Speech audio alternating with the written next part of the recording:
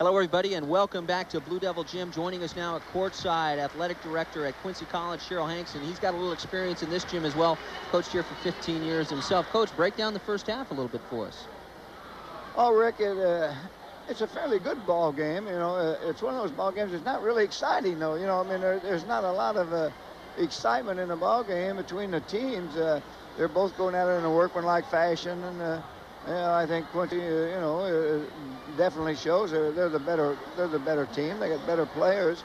I'm a little disappointed in that the lack of charisma or excitement that doesn't seem to be coming from the floor. That's interesting, considering, you know, the place is packed. There's 4,200 seats sold tonight. Now, tell me about the inside play. You know, Tom Lepper didn't play as much. George Millsap there as well. These two kids next year are going to be unbelievable. Well, I think Quincy's going to be a power to be reckoned with next year, Rick. You know, they're playing 4 underclassmen. You know, most of the ball game, and that surprised me about Moline. They're starting 4 seniors, which really surprises me that you know, that you would go that way when. You know, my personal feeling is, and I'm not second-guessing Coach Leggett. He's going to do what he wants to do and does what he has to do. But, you know, to me personally, it wouldn't make any difference if I was 2-20, whether I'm 10 and 15 or whatever. You know, that little bit doesn't make any difference. And I was really surprised that he's got that many seniors playing that much time. Well, he did play 4 seniors. Actually, only 3 started, so it was a little different case tonight. You know, tell me about this. You know, you coach in this gym, a lot of big nights in this place. You know, it's really something else. What do you think was going through Coach Leggett's mind coming back for the first time?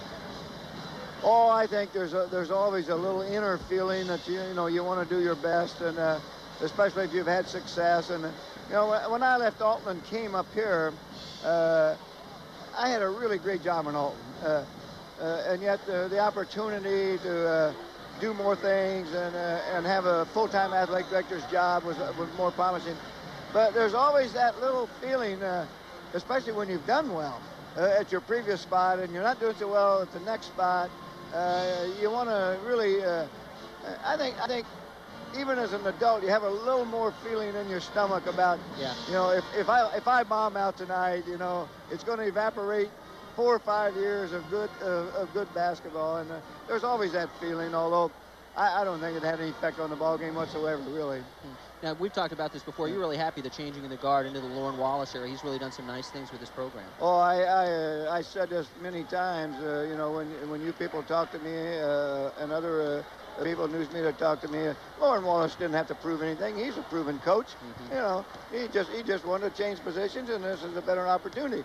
He didn't have to come over here to prove himself that he could coach basketball. So I'm glad it's all settled down now, and all that conversation, and get him out of the situation where they can just coach some basketball and get on with business, and he's done that really well. I agree. He's a gentleman, and he's a class person, and he's let everybody have their little say and kind of tolerated everybody, so to speak. And now it's all settled down. Let's get on with the show, and everybody forget what you want to talk about, whether I can coach or whether I can't coach, or whether these kids are going to like me and whether they're not going to like me, and all that kind of garbage. And I'm really happy that it's taken place that way for Lauren, because he's a nice person and a good fella, and he's always been a good coach, and he's going to be a good coach here. That's right. I agree with you, and I think tonight's the last stepping stone to where you're going to see now everything that's going to happen is on the court. We've had Coach Leggett come back, and it's come full circle.